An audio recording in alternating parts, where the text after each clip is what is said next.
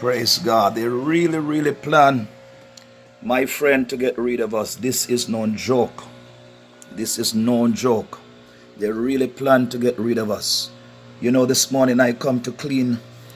I have a patio door that giving some trouble. Sometimes it's just not moving. So I pour some oil in it, some olive oil, or what we call cooking oil, in the section there, so the door can slide.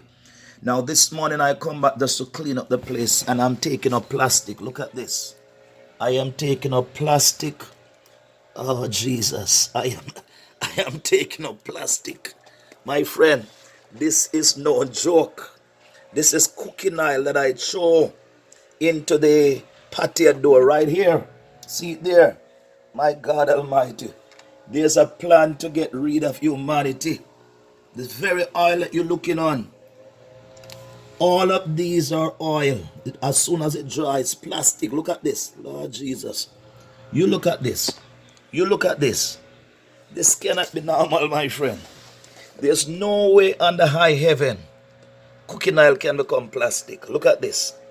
Look at this. We have to be careful what we put in our body.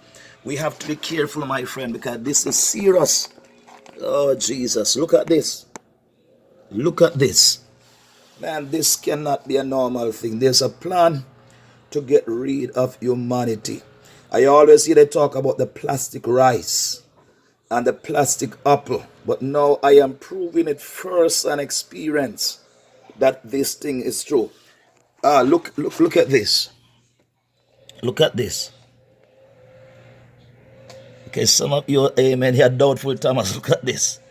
Look at this. My God. You look at this. As soon as it dry like these, my God. Now you realize why so many people go to the doctor.